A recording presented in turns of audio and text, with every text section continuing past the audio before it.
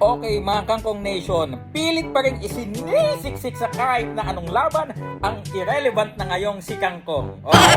Siyempre, alam niyo naman kakatapos lang ng laban ng parehasawak ng Viva Promotions na si Elijah Pierce at ito pong Pilipinong si Arthur Villanueva, kung saan na-knockdown nga po ni Arthur Villanueva itong si Pierce, ngunit nung round number 4 bumawi po at na-TKO po nitong si Elijah Pierce, mga kaibigan. Ito pong si King Arthur Villanueva. Si Arthur Villanueva po, napaka-veterano din yan, ano? Nakailang world title shot na din po yan, I think 2.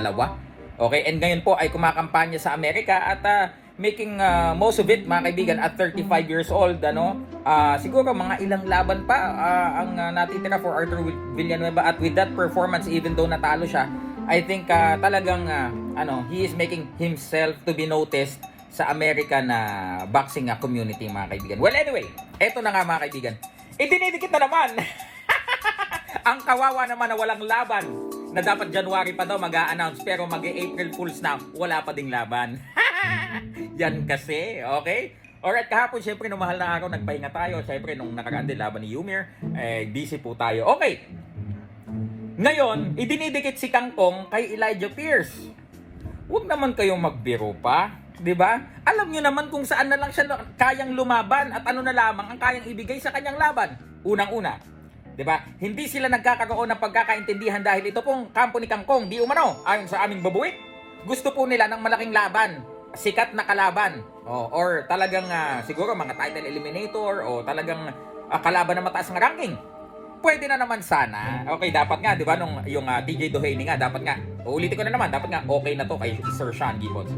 Ngunit sapagkat subalit tatapwat si Boy Bisa, ayan, 'di ba? Si Boy Bisa nagsalita ng mga pambabastos kay Sir Sean Gibbons na uwi sa at ngayon, kada laban ng mga Pilipinong boksingero isisingitan, nako, yung nakalaban ni Magsayok, kung si Kangkong sana yan. Yung nakalaban ni Tapales, kung si Kangkong sana yan. Yung nakalaban ni Jerwin, kung si Kangkong sana. Yung nakalaban ni Sultan, kung si Kangkong sana.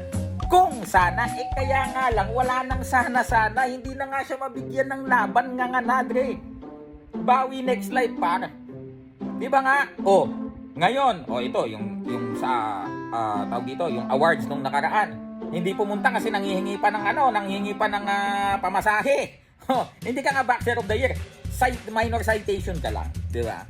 So, kung Boxer of the Year ka, gagastusan ka. Kaya kung special citation or minor citation, kung makakapunta ka, punta ka. Kung hindi ka makakapunta, okay lang. Okay? So, in-award yon ng awarding body, pinatawag si Sir Sean at siya na yung pinakuha. Si Sir Sean naman, ililipad ng US after that for the Pitbull fight. Alam ka namang dalhin niya yun. Hindi na, wala naman siya interest doon. Hey, Subok, take it. Okay, din na dito. Ngayon, kung gusto mo makuha, mag-sorry ka na. Okay, ganito gusto ko pag tumawag ka.